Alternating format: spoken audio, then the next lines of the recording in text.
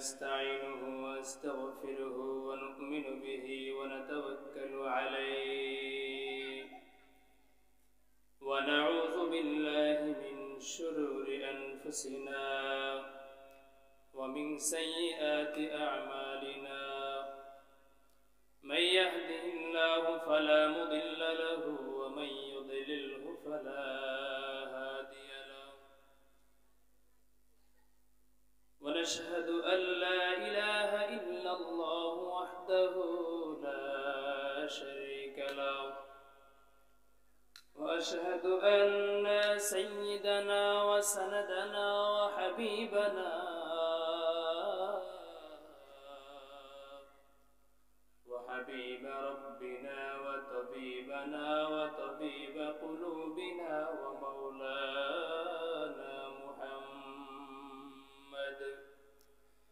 ومولانا محمدا عبده ورسوله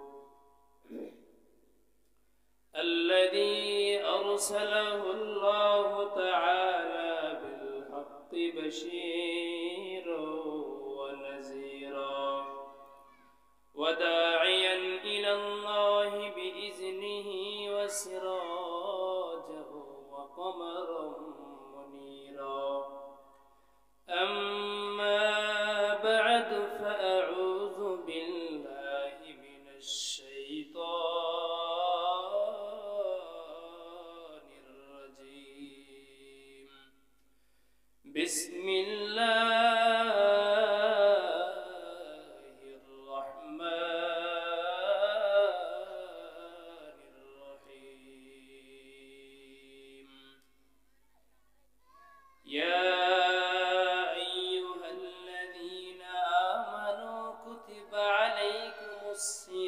الصيام كما كتب على الذين من قبلكم لعلكم تتقون وقال تعالى وقرن في بيوتكن ولا تبرجنا تبرج الجاهلية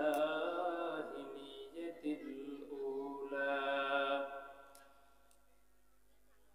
وقال النبي صلى الله عليه وآله وسلم من أحب سنتي فقد أحبني ومن أحبني كان معي في الجنة أو كما قال النبي عليه الصلاة والسلام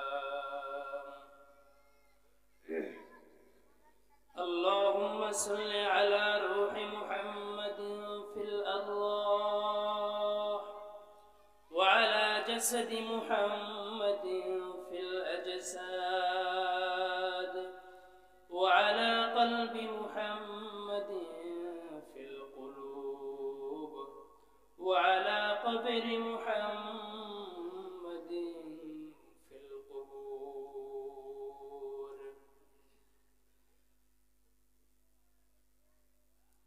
تو दिल में तू आता है समझ में नहीं आता तो दिल में तू आता है समझ में नहीं आता फंस जाने लिया मैं तेरे पहचानो यही है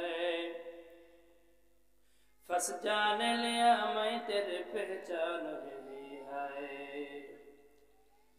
उल्फत में बराबर के वफा हो के जफा हो उल्फत में बराबर के वफा हो के जफा हो हर चीज में लज्जत है अगर दिल में मजा हो हर चीज में लज्जत है अगर दिल में मजा हो दुनिया में हो दुनिया का तलबगार नहीं हो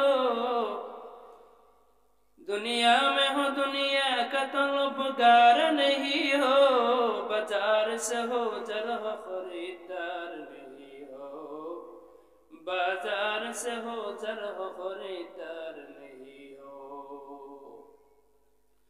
अल्हम्दुलिल्लाह रब कारिम दरबारे लाख कोटि शुक्र सुजद जी महान श्रेष्ठ दाम रब्बुल आलमीन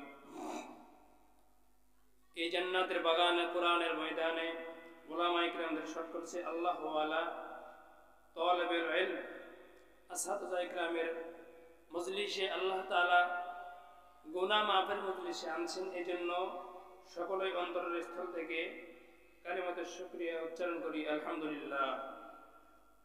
এটা মহান একটা ভাগ্যের বিষয়, সবার ভাগ্যে সব জিনিস হয় না।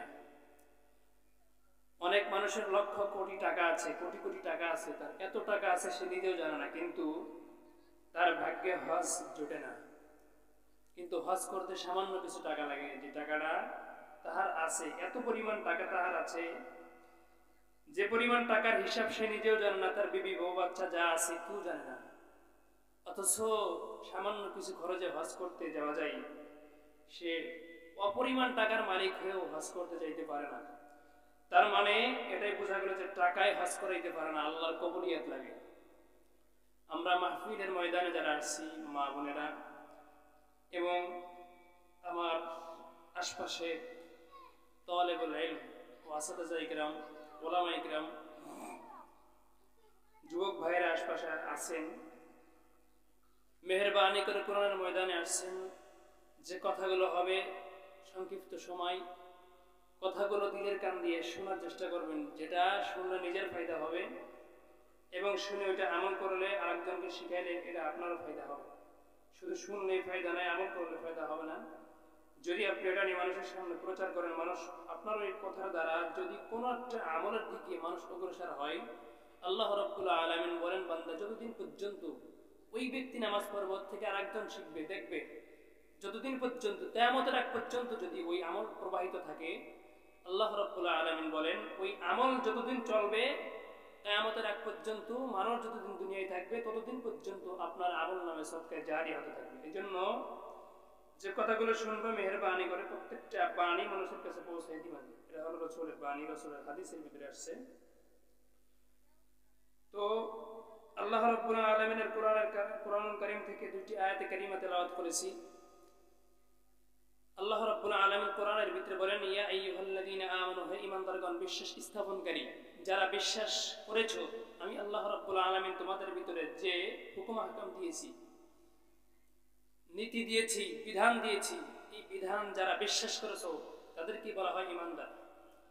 যারা ঈমান আনয়ন করেছে, বিশ্বাস স্থাপন করেছে, বিশ্বাস করেছে আল্লাহর কোরআনকে এবং আল্লাহ রাব্বুল আলামিনকে না দেখে আল্লাহর কথা, রাসূলের কথা মেনে নিয়েছে, আল্লাহ তাদেরকে বলতেছেন ঈমানদার। হে ঈমানদারগণ, কুতিবা আলাইকুমুস সিয়াম কামা কুতিবা আলাল্লাযীনা মিন ক্বাবলিকুম লাআল্লাকুম তাত্তাকুন, যে তোমাদের উপর রমজান রোজাকে ফরজ করা হয়েছে।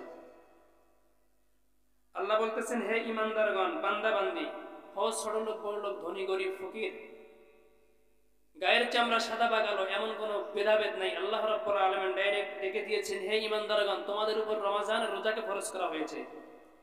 শুধু কি তোমাদের উপরেই ফরজ করা হয়েছে? না, তোমাদের পূর্বে যারা ছিল, অতএব আমাদের আগে যারা ছিল, যে মানুষগুলো ছিল, এই মানুষের উপরেও, আমাদের পূর্ববাসী যারা ছিল তাদের উপরে রমজান রোজাকে ফরজ করা হয়েছিল।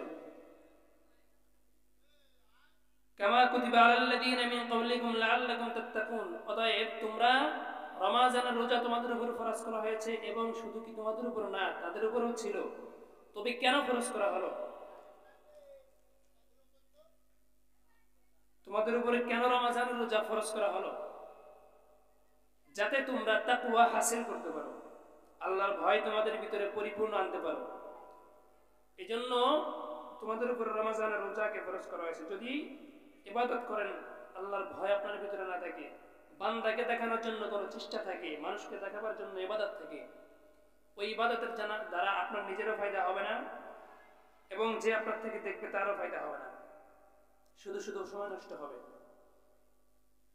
এজন্য আল্লাহ রাব্বুল আলামিন বলেছেন, ফার্স্ট আমি আল্লাহর ভয় তোমার ভিতরে ঢুকাইতে হবে। ভয় মানে তাকওয়া, খৌফ, খৌফ খাশিয়া, খৌফ খাশিয়া, খৌফুন, আল্লাহর ভয়ের কথা বলা হয়েছে। যদি ভয় না থাকে, নামাজ পড়ে, সে নামাজ কোনো কাজে আসবে না। রোজা রাখবেন, রোজা কোনো কাজে আসবে না, কারণ নিয়তের ভিতরে গরমিল রয়ে গেছে। এজন্য আল্লাহ রাব্বুল আলামিন বলেছেন, আগে নিয়তটা সহি করো, বিশ্বাস করো, ভয় ঢুকাও, তারপরে তুমি পরিপূর্ণ পাক্কা ঈমানদার হবে। অপর আয়াতের ভিতরে বলা হয়েছে ওয়াকরনা ফি বুয়ুতিকুন্না ওয়া লা তাবাররাজনা তাবাররুজাল জাহিলিয়াতিল উলা। হে নারী পুরুষ